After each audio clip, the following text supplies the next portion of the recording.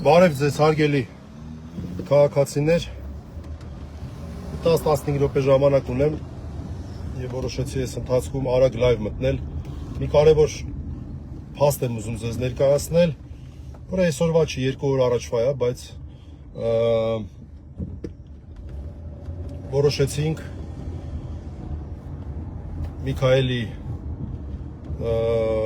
ծնողների հետ, որ ճիշտը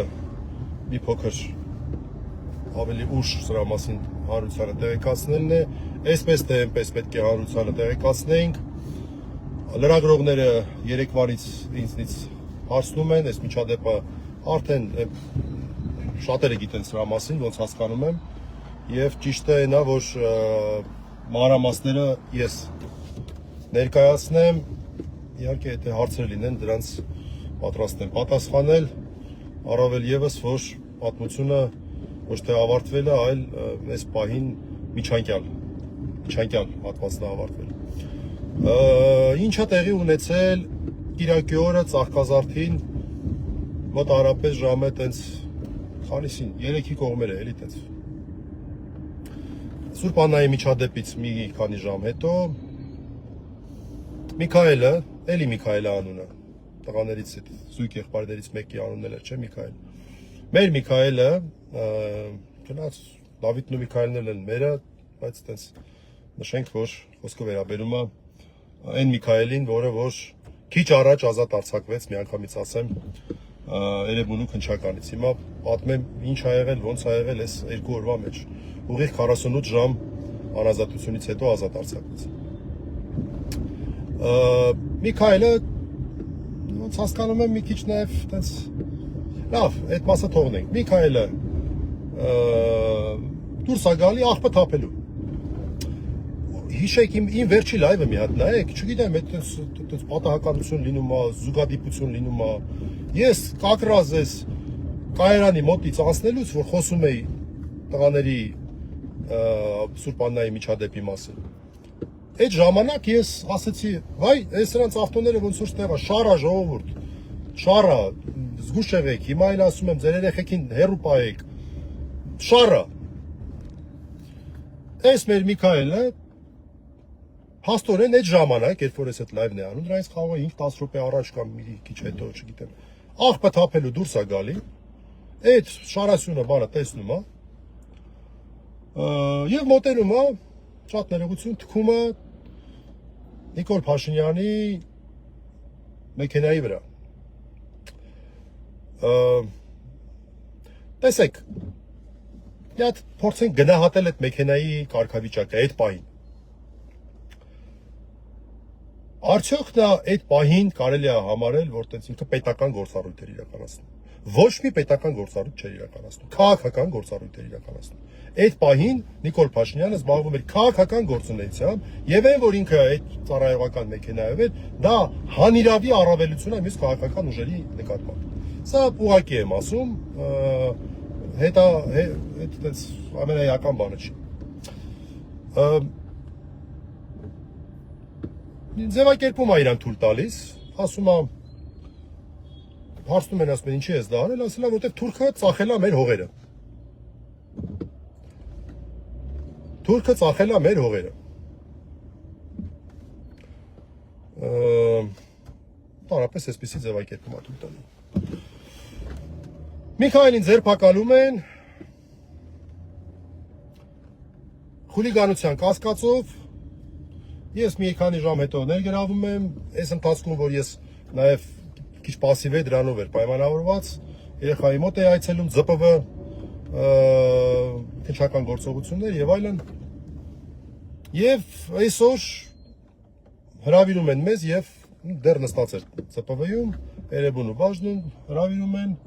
եւ դատախազի որոշումն են ներկայացնում, սա դատախազն է որոշում, ոչ թե քնչականը, որ սա որակում է որպես խուլիգանություն։ Ընդհանուր խուլիգանությունը որակում շատ հետաքրքիր բան ասեմ, էլի, ոչ միայն թքելու փաստը, այլ նաև թուրքը ծախել է մեր հողերը արտահայտությունը։ Պատկերացնում եք, ասենք, դա խուլիգանության էլեմենտ է դիտվում, անպարկեշտ արտահայտություն։ Իհարկե ես մասնակի համաձայն եմ Թուրքիա ծախել է մեր հողերը արտահայտության ոչ ճշգրիտ լինելու մասով, որովհետև կյանքում Թուրքիա իր հողերը չի ծախում, էլի, սրան տենց թուրք անվանելը դա ճիշտ չի, էլի, դա անարդար է թուրքերի նկատմամբ, էլի, դա պրոստը անարդար է, էլի, տենց կերպար թուրքերի մեջ չես կարա գտնես, տենց դավաճան թուրքերի մեջ իհարկե չես կարա գտնես, այդ չի հարցը, բայց դատախազը գտնում է, որ դա անպարկեշտ արտահայտություն է։ Հիմա մեր վերաբերմունքը ինչ էր։ Մեր վերաբերմունքը հետևյալն էր, ընդ որում սա նաև մեր Միքայելի ծնողների, որոնք շատ պարկեշտ մարդիկ են, նաև ես որպես ծնող մի քանի տարի հետո էլ իմ մեծ տղան նույն տարիքին կլինի, 18 տարեկան երեխա, հա, մոռացա ասել, 18 տարեկան, դպրոցական։ Այն որ գիտեք, թքելը դա քաղաքավարի չի։ Ես էլ իմ երեխեքին դաստիարակում եմ ու դաստիարակում եմ, որ երեխեք ջան, մի թքեք, չի կարելի։ Ալեն Սիմոնյանից մենք մեր երեխեքը ոնց որ թե վատ օրինակ են վերցնում։ Ասենք Ալեն Սիմոնյանից երեխեք վատ օրինակ մի վերցեք ոչ մի բանով։ Նա բոլոր հարցերում եղել է վատ, այդ թվում նաև այդ հարցում։ Նա վատ ուսանող ա եղել, նա վատ դերասան ա եղել, նա ամեն ինչ վատ ա արել։ Նա շատ լավ է մենակ շողոքորթելուց, այդ ես կարամ ասեմ, շողոքորթելուց ինքը լավ է, բայց եթե դուք դա որպես շատ անհրաժեշտ հատկանիշ չեք համարում, մյուս ուրիշ բաներում օրինակ չունեք վերցնել։ Օրինակ մի վերցրեք Ալեն Սիմոնյանից։ Հիմա մնացածի մասով, տեսեք, եթե Ալեն Սիմոնյանի մեղադրական դատավճիռը բերեն դնեն սեղանին, դաժե ես կընդունեի, կասեի, հա, ես էլ եմ ստեղ մեղավոր։ Բայց էսի չի երկիր է, այսինքն Ալեն Սիմոնյանը մարդու երեսին թքի, դա հանցագործություն չի։ Երեխեն ինչ որ այդ պահին իր դիրքորոշումը արտահայտել է այդ ոչ շատ քաղաքավարի ձևով, դա հանցագործություն է, տենց ոնց կլինի, այսինքն տենց ակնհայտ խտրական վերաբերմունք կլինի, 48 ժամ էլ նստեց երեխեն։ Տենց լինում է։ Ալեն Սիմոնյան, այս մեղադրանքը նաև Ալեն Սիմոնյանի մեղադրանքն է։ Վաղը մյուս օր այն ամեն ինչը, որով որ դրանց խուլիգանություն չի, սա խուլիգանություն է։ Սա նաև ցույց է տալի, որ վաղը մյուս օր Ալեն Սիմոնյանի հետ դեպքով պետք է պայման, երբ որ Հայաստանում վերականգնվի իրավապաշտպանքը, այդ հարցը նորից քննարկման առարկա դառնա։ Ասեք ո՞նց ալնում։ Նորից եմ ասում, Ալեն Սիմոնյանը թքում է մարդու երեսին, այսինքն մարդու երեսը ավելի երկրորդականական բանի, վարչապետին սպասարկող ավտոն։ Դաժե չեմ ասում Նիկոլ Փաշինյանը, չնայած դա այդտեղ ոչ թե վարչապետին, այլ Նիկոլ Փաշինյանի սպասարկող ավտոն է, որտեղ ինքը որպես վարչապետ հանդես չէր գալի։ Այդ ավտոն հանիրավի առավելություն է, որից ինքը օգտվում է։ Հերիք չի օգտվում է մի հատ էլ մարդկանց որպես վարչապետ խոստումներ է տալի եւ քրեական գործ չի արություն դրա համար։ Նրանք էլ ընդունում են աշխատանքի տեղավորելու եւ այլն։ Այս երեխեքին ինչի ենք մենք բանանում, այտենց ցույց տալի թե այս երկիրը դու չնայած པարզ է, այս երկիրը իրավական պետության է զրոյական մակարդակ էլի։ Իհարկե նորից եմ ասում, ես էլ որպես ծնող, լրիվ հասկանում եմ ծնողներին, իմ երեխեքին այսօր գնալու եմ մի հատ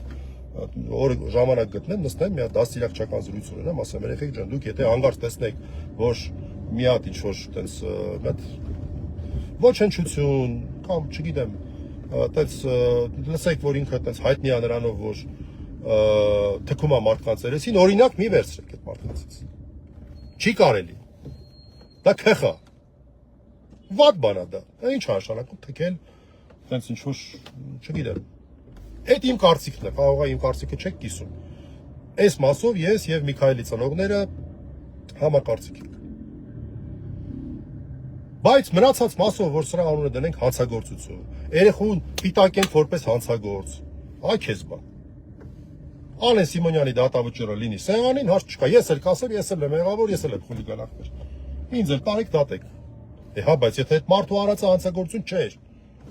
Հանցագործություն չէր, ըստ քննչական մարմինների։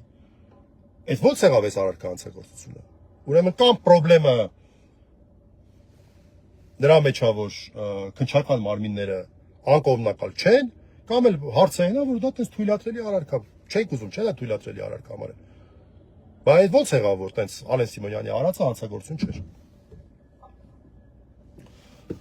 Այսինքն ինքը մի հատ ներողություն տես կիսաբերան խնդրեց, ընդ որում տես կավերզայով էլի, նես չի որ տես նորմալ բան տես զղջման ոչ մի բան մենք չտեսանք ու տենց հա պրծավ այդ թեման, հա։ Իսկ այս երեխան գերազանցիկ, այն որ տեղը տեղին է, քեֆդ բերող երեխա էլի, որ ամեն ինչով։ Մեր Միքայելը։ Այս պահին մենք ունենք մեղադրյալի կարգավիճակ խուլիգանության առաջին մասով, կիրառվել է բացակայելու արգելք խափաման միջոցը, խափաման միջոցը քննիչի կողմից է կիրառվել, հնարավոր առավել մեղ խափաման միջոցներ, մեղադրանքը առաջադրվել է դատախազի կողմից, իմ համար պրոստը առհասկանալի է, ասենք այդ արտահայտությունը թուրքը ծախել է մեր հողերը։ Դա ո՞նց եք դուք դիտում որպես բան, անպարկեշտ արտահայտություն խուլիգանություն, ո՞նց եք դիտում։ Հետո էլ նույնը Տալեն Սիմոնյանը, այն ժամանակ մարդը որ խոսում էր, էս էին անում, այն էին անում, հիմա տեսեք, այս է ձեր բանը, այս ամեն ինչը փաստագրվում է, չէ՞, սա պաշտոնական փաստաթուղթ է, չէ՞։ Հա լավ, հիմա ասենք թե թուրքերի հետ համատեղ եվրոպացիները ասենք ձեզ պատժկա են անում։ Ադրբեջանցիները բացահայտ են պատժկա անում։ Մի օր բրցնելու է, չէ՞, այդ վիճակը։ Այս ամեն ինչը փաստագրված է, չէ՞։ Այս հիմա որ ես խոսում եմ, դա էլ է, չէ՞, փաստագրվում։ Դա էլ է դառնում հարության սեփականություն։ Այսքանն էի ուզում ասել, որովհետև այսպես թե այնպես լուրը լինելու է, ես ուզում եի, որ տեղեկությունը լինի ամբողջական, ես կարծում եմ նաև պաշտոնական էլ պարզաբանումներ կլինեն, դրա համար ես նաև այն ասեցի, ինչ որ պաշտոնական պարզաբանումներում գուցե ասեն, մեր խոսքերը մենք ես կրկնեցի այստեղ, որ մենք այո հայտարարել ենք, որ սա ես այն դաստիարակությունը չեմ ստացել, որ այդ քայլը անեմ, դա ես չեմ համարում ճիշտ քայլ, դա փաստ է։ Եվ ես էլ եմ դա իմ անունից էլ եմ դա ասում։ Շատ կներեք իմ երեխեն էլ լինել, նույնը ես էի ասում, տղա ջան, ումից ես օրինակ վերցել, Տալենից ես օրինակ վերցել, այդ անդաստիարակից ես օրինակ վերցել, մի արա չի կարելի տենց։ Էսա։ Հետ պայեք ձեր երեխաներին անդաստիարակներից օրինակ վերցնելուց, այն հանցագործներից, որոնք հանցագործություն կատարելով չեն պատժվում եւ դրանով հղպանում են, քաղաքավարի պարկեշտ երեխաները, որպեսզի մենք կարողանանք մեծացնել։ Նաև մարդիկ, որոնք որ իրենց դիրքորոշումը ունեն եւ իրենց դիրքորոշումը